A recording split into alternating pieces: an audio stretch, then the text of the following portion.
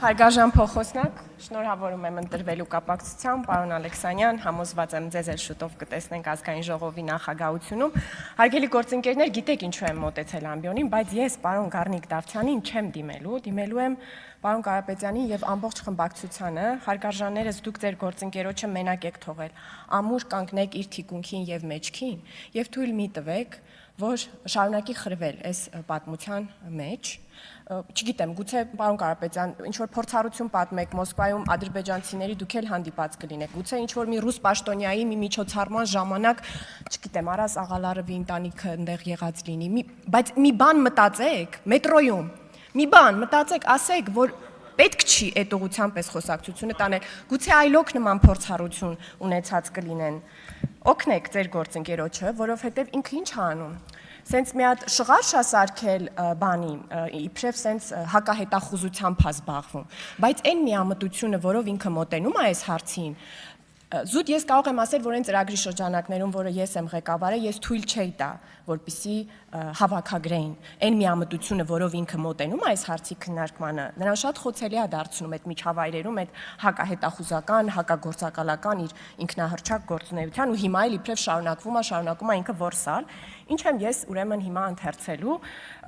2013 թվականի դեկտեմբերին այս ծրագրին մասնակցելու համար պարոն Դավթյանը գրել է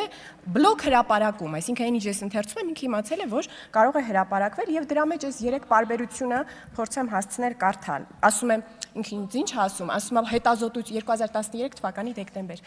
Ասում է մեր եւ ձեր հետազոտությունները շատ իրարից տարբերվում են։ Հիմա կարդամ։ Ամոթալի է այստեղ ոչինչ չկա միջալոց, իմ հեգնական տոնը կապված է զուտ նրա հետ, որ այդ մարդը չի կարող պարզ ճակատով ինչպես պնդում է, կանգնի եւ տեր կանգնի այս տեքստին։ Հավատացեք, մենք կարող ենք պայքարել օրերով, ամիսներով, տարիներով, նույնիսկ դարերով, բայց երբեք չենք լուծի խնդիրները սպանելով միմյանց, պատերազմելով։ Մեր նպատակին հասնելու լավագույն միջոցը գործընկերությունն է կամ համագործակցությունը հանուն հարևանության, որի արդյունքը անպայման խաղաղությունը կլինի։ Մենք այնքան բան ենք կորցրել, որ դժվար է նույնիսկ պատկերացնել։ Չարդարացված զոհեր, ցավ, տառապանք, վրեժի զգացում խաղաղություն եւ եւս մեկ անգամ խաղաղություն այս արժեքը գին չունի եւ ժամկետ չունի ինձ պետք է ձեր աջակցությունը ձեր ձայնը որ կտարածի ձեր հոգու զգացողությունը ես եւ դուք ապագան ենք մենք կյանքի աղբյուրն ենք մեր որդիները կծնվեն եւ կծաղկեն այս հողի վրա եւ եթե մենք անենք այն ինչ արվել է տարիներ շարունակ կարող ենք նրանց համար երաշխավորել նոր քաոս մինչդեռ կարող ենք դրականորեն գործել առանց բացասական արձագանքելու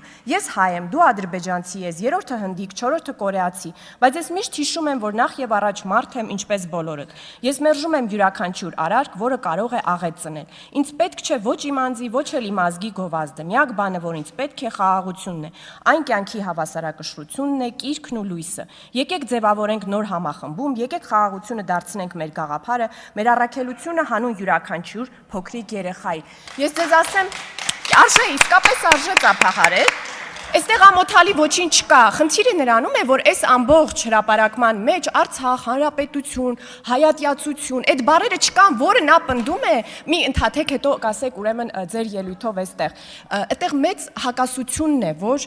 ոնց որ ամոթի եւ պարզ ճակատ չլինելու աղբյուր է հանդիսանում։ Այս բովանդակությունը պետք է կարողանաք պաշտպանել, բայց ես ձեզ ասեմ, մեր ծրագիրը թույլ չի տվել, որ մասնակիցները այսպիսի տեքստեր ասեն։ Դա եղել է բարդ ծրագիր մեր պատմության քննարկման շուրջ, այսինքն այդտեղ միայն ուրախանալ, ծաղիկներ, կապույտ երկինք չի եղել։ Կարևոր բովանդակություն է եղել, որից էլ պետք չի ամաչել, բայց ես չգիտեմ ինչու է ինքը ուրանում այդ բովանդակությունը ու պատմում, թե ինքը ինչպես է զբաղվում գործակալների որսով։ Շնորհակալ եմ։